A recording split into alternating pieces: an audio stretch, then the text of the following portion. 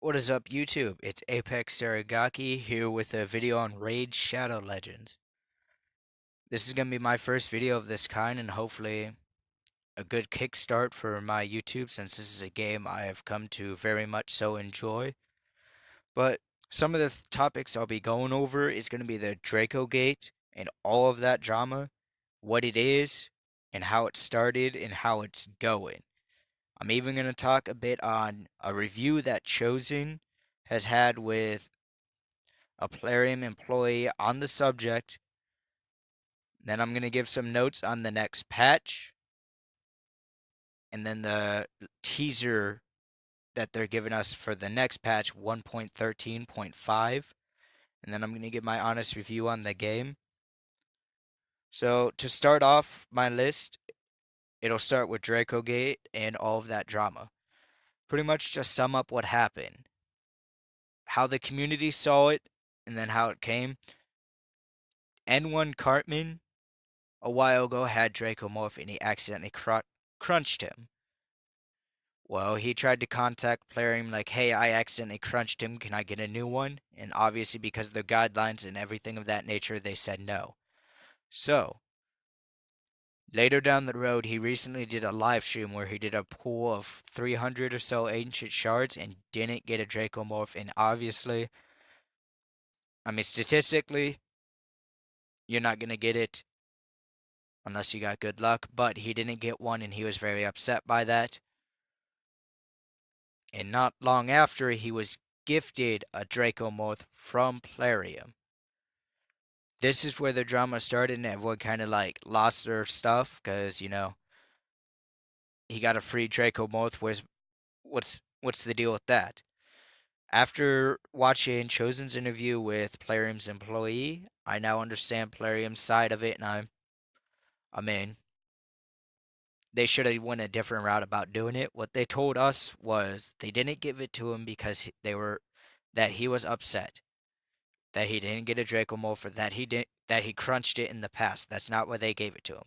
They gave it to him because if you didn't know, N1 Cartman was the first one to not only did he beat Faction Wars, but he 3-starred all of Faction Wars, which that's a pretty big accomplishment. Like that's really big. So they decided to give him the option of choose one legendary and we'll give it to you. Well, I mean, this man, he accidentally crunched his Draco Morph, wasn't happy about it, did a large shard pull and didn't get what he was wanting, and then was pretty unhappy about it. So I mean, of course he choose, the guy I want, Draco Morph. So they gifted him one, and the community was not happy because they viewed it as, oh, Plarium's giving him something because they're afraid he's gonna quit, and everyone's mad. After watching the interview, I understand. I understand, and I mean, stuff happens, so the reason they gave it to him, though, wasn't because of that. It was because he did something that no one else in the world has yet to do. So, I mean, that's a pretty cool trick. He put out content that no one else has, and he's done it in a pretty quick time.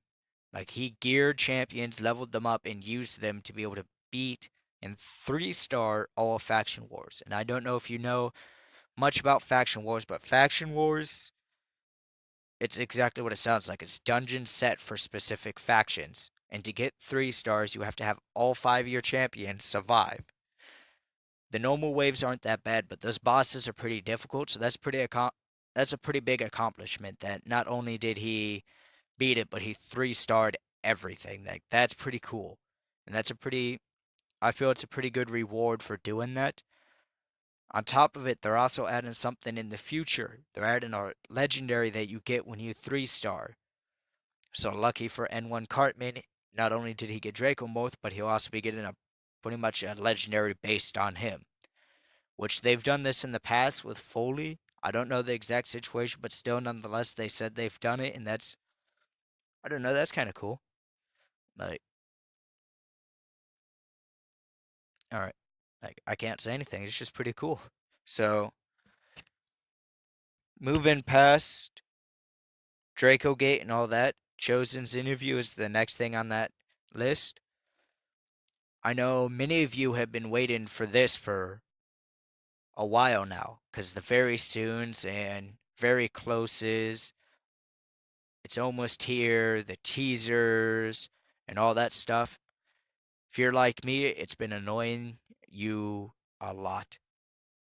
Like you just want the patch to come out so we can get new content, see what's new, and like have something to do again, be more entertained with the game. Because I know I'm not the only one when I say it's kind of gotten dry, and I'm sure others completely agree. But they gave confirmation that it will either be tomorrow or the day after. So regardless, it's either tomorrow or the day after that we're finally getting patch 1.13, which is I'm pretty excited for it. I'm sure most raid players that keep up with all of the latest and latest know this. So that's pretty cool to know. Next thing I want to speak on, and I actually have this pulled up right here. I'll be talking on patch 1.13.5 and something they're going to be bringing here soon. So this was posted for me about 5 hours ago. So this is about 5 hours old, so it's still somewhat new. So let's read it. Hello all. We'd like to give you we'd like to give you a little teaser of what's to come in 1.13.5. 1.13.5 will be released very soon after 1.13 and will bring a new platinum tier reward system. I'm not going to read through the next paragraph because this sums up all of that.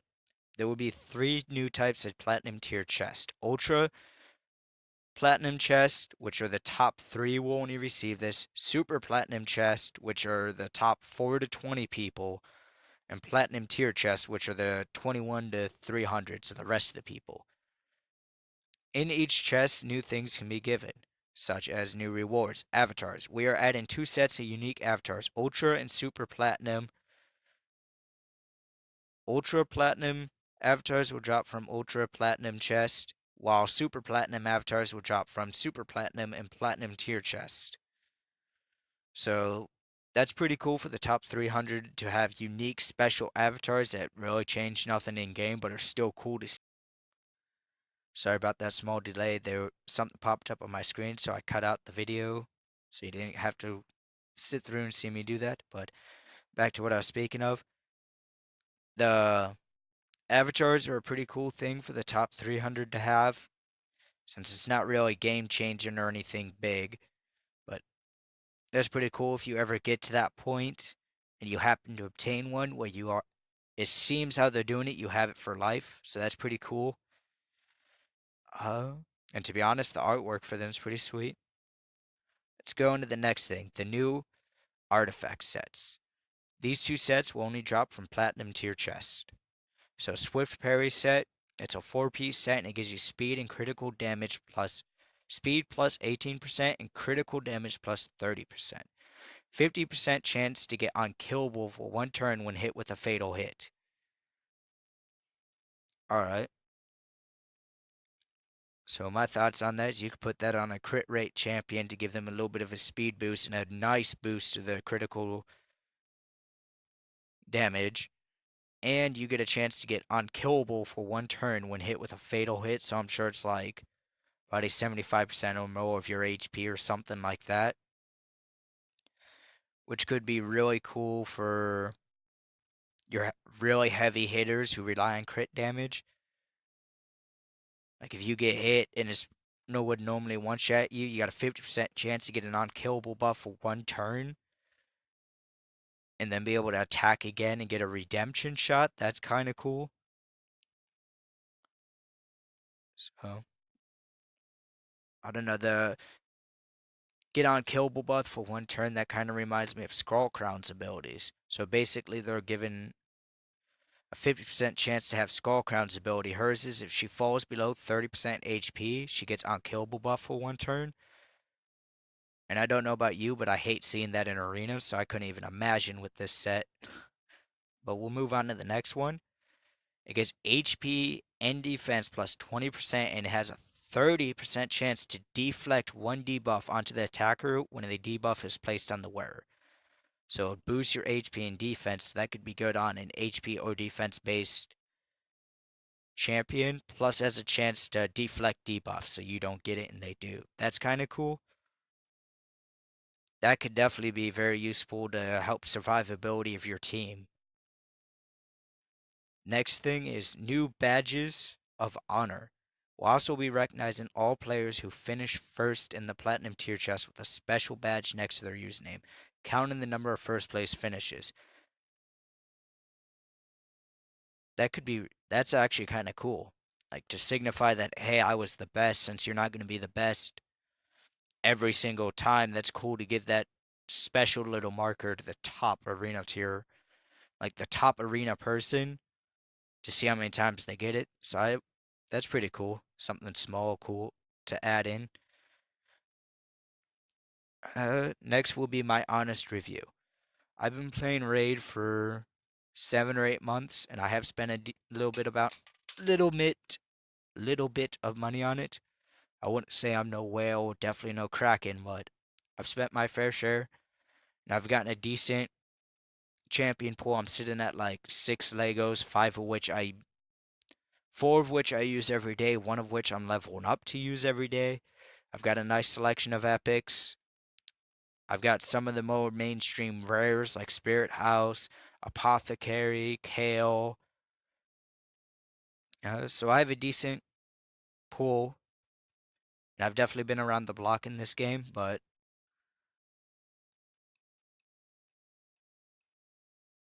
overall, I would say Raids Shadow Legends so far is a pretty solid game. They're doing a good job with it.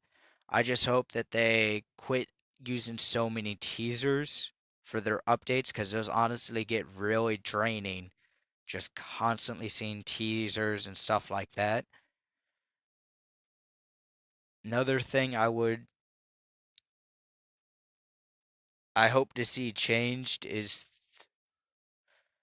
I'm pretty sure this was already stated for patch 1.14, is in dungeons, specifically the keeps. I'd like to see for stage 15, I would love to see a increase in the amount of minimum potions you get, like the small lesser void or potions. That would be a fantastic addition, because I grind keeps a lot trying to ascend my champions, and I seem to get more lesser potions than any other potion in the game, and sometimes, well, that kind of sucks. So, and I'm sure those you at stage 15 or even stage 13 or 14, those higher, more difficult stages, you can agree with me here that getting 3 lesser potions, regardless of what keep it is, after doing a 2 to 3 minute, or if you take longer runs, like I'm sure that's not something you're too pleased about. So hopefully that comes with 1.14. And other than that, that is the end of my video. If you I'd like to know your comments and opinions down in the comment section below. How do you think Plarium handled it? Do you think they did a good job?